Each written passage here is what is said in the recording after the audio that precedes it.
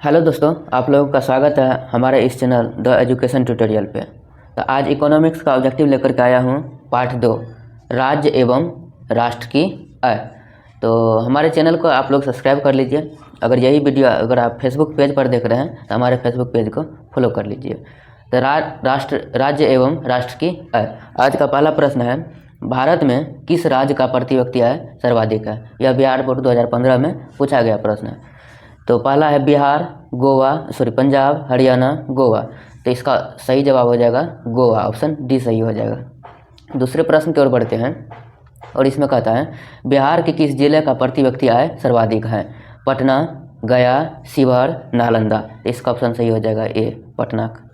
सन 2008-9 के अनुसार भारत की औसत प्रति व्यक्ति आय क्या है? तो इसका सही जवाब हो जाएगा ऑप्शन बी, 22,494 रुपया। 4 नंबर प्रश्न की ओर बढ़ते हैं और 4 नंबर प्रश्न में कहता है कि उत्पादन एवं आय गणना विधि आर्थिक दृष्टिकोण से है, ठीक, सहज है, वैज्ञानिक है, व्यावहारिक है, उपयुक्त में से तीनों है। तो इसका ऑप्शन सही हो जाएगा डी, सहज भी है, वैज्ञानिक भी है, व्यावहारिक भी है। 5 नंबर क्वेश्चन में कहता है राष्ट्रीय आय बराबर क्या होता है? उपभोग प्लस विनिमय, बचत, उपभोग। 3 नंबर ऑप्शन है विनियोग, व्यक्तिगत आय या इनमें से कोई नहीं। तो इसका सही उत्तर हो जाएगा ऑप्शन ए। 6 नंबर प्रश्न की ओर बढ़ते हैं और 6 नंबर प्रश्न में कहता है किस राज्य के नागरिकों का जीवन स्तर निर्भर करता है? सकल घरेलू उत्पाद पे, शुद्ध राज्य घरेलू उत्पाद पे, ए एवं बी दोनों या इनमें से कोई नहीं। तो इसका सही जवाब हो जाएगा ऑप्शन बी। 7 नंबर प्रश्न में कहता है राष्ट्रीय आय की माप के लिए उत्पत्ति अथवा उत्पादन गणना विधि का सर्वप्रथम प्रयोग हुआ है? अमेरिका में, जर्मनी में, ब्रिटेन में, भारत में। तो इसका सही जवाब ऑप्शन डी हो जाएगा, भारत में। 8 नंबर प्रश्न की ओर बढ़ते हैं और 8 नंबर में कहता है राज्य घरेलू उत्पाद का आकलन किया जाता है वर्तमान मूल्यों पर, अस्थिर मूल्यों पर, ए एवं बी दोनों, इनमें से कोई नहीं। तो इसका सही जवाब हो जाएगा ऑप्शन सी, ए एवं बी दोनों, वर्तमान मूल्यों पर भी, अस्थिर मूल्यों पर भी। 9 नंबर प्रश्न में कहता है राष्ट्रीय आय की गणना किस पद्धति द्वारा की जाती है? उत्पादन गणना पद्धति द्वारा, व्यय गणना पद्धति द्वारा, गणना पद्धति द्वारा, आय गणना पद्धति द्वारा या इनमें सभी। तो इसका सही जवाब हो जाएगा ऑप्शन ए, उत्पादन गणना पद्धति। अगले प्रश्न की ओर बढ़ते हैं। अगला प्रश्न है 10 नंबर, इसको थोड़ा सा बड़ा कर लेते हैं। इस प्रश्न में कहता है भारत की राष्ट्रीय आय का सर्वप्रथम अनुमान लगाया था? महात्मा गांधी ने, जवाहरलाल नेहरू ने, सरदार पटेल ने या दादा भाई नौरोजी ने। तो इसका सही जवाब हो जाएगा ऑप्शन डी, दादा भाई नौरोजी ने।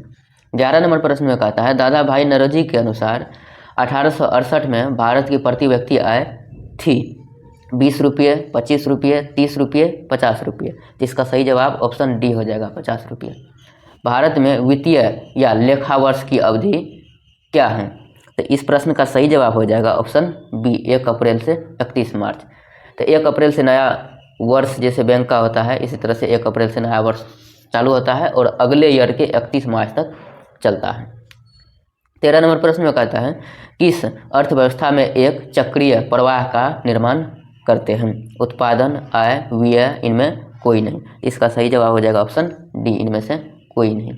अगले प्रश्न की ओर बढ़ते हैं और अगले प्रश्न में कहता है राष्ट्रीय आय में सम्मिलित रहती है घरेलू उद्योग की आय, विदेशों के से प्राप्त आय, एवं भी दोनों, इनमें से कोई नहीं। इसका सही जवाब हो जाएगा ऑप्शन डी, इनमें से कोई नहीं।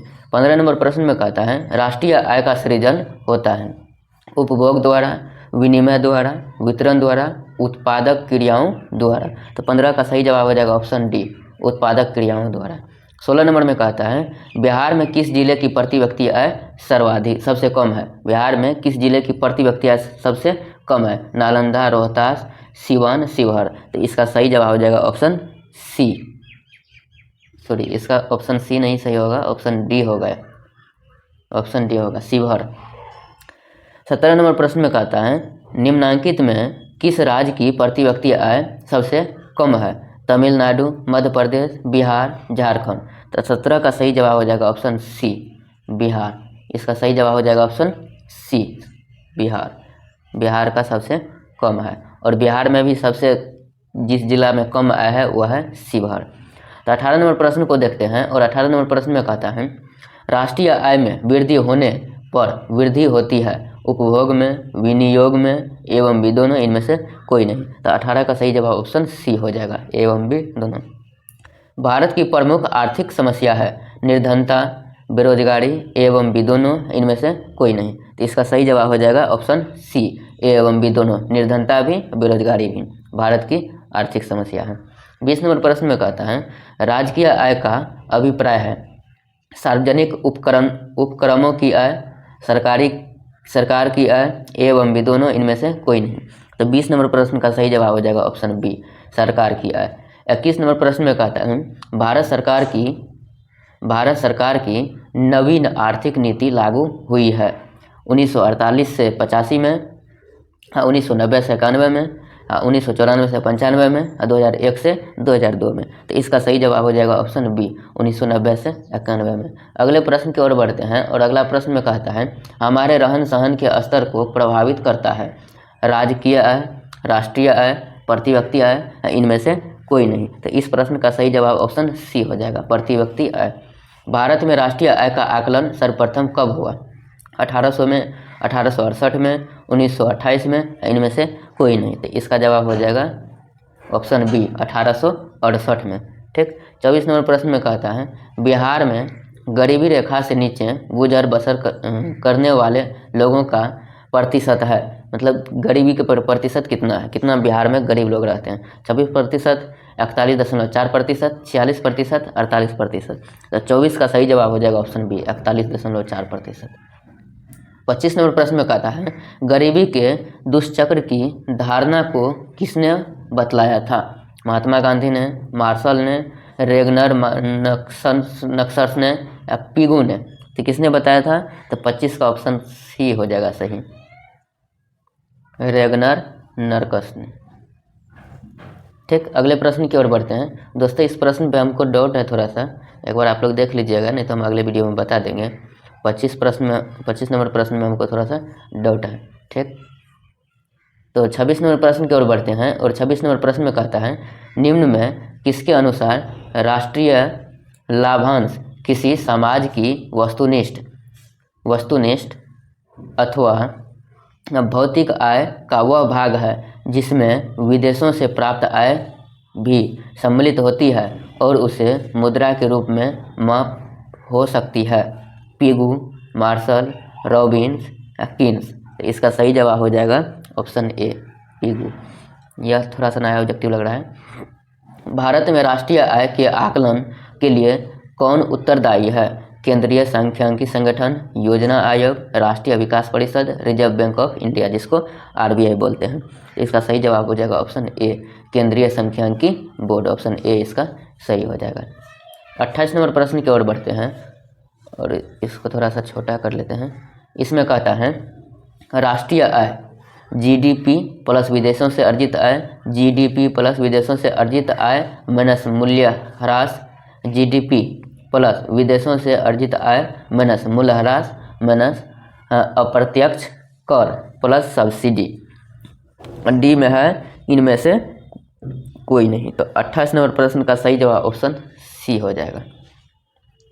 अगले प्रश्न की ओर बढ़ते हैं और अगले प्रश्न में कहता है poverty and un British rule in India किसकी रचना है? महात्मा गांधी की, दादा भाई नौरोजी की, मार्शल की, इनमें से कोई नहीं। तो इसका सही जवाब हो जाएगा 29 का बी, दादा भाई नौरोजी। 30 नंबर प्रश्न में कहता है राष्ट्रीय आय समिति का गठन निम्न में किसकी अध्यक्षता में हुआ था? Professor PC Mahalanobis, BKR Rao, Jawaharlal Nehru, इनमें से कोई नहीं। तो 30 का सही जवाब हो जाएगा ऑप्शन ए। उसके बाद 31 नंबर प्रश्न की ओर बढ़ते हैं और 31 नंबर प्रश्न में कहता है विश्व विकास रिपोर्ट 2005 में भारत में प्रति व्यक्ति आय था। 2005 के अनुसार देखते हैं तो $650, $720, $900 और $1200। तो इसका सही जवाब हो जाएगा ऑप्शन बी, $720। आज के सेशन का लास्ट प्रश्न, राष्ट्रीय आय की मापने की निम्न में से कौन सी विधियां हैं? आय विधि, उत्पादन विधि, व्यय विधि, उपरोक्त में सभी। तो 32 का सही जवाब हो जाएगा ऑप्शन डी। ठीक, उपरोक्त में सभी, उत्पादन विधि भी, आय विधि भी, व्यय विधि भी। तो दोस्तों हमारे चैनल को सब्सक्राइब कर लीजिए, वीडियो को लाइक करिए और अपने दोस्तों में शेयर करिए।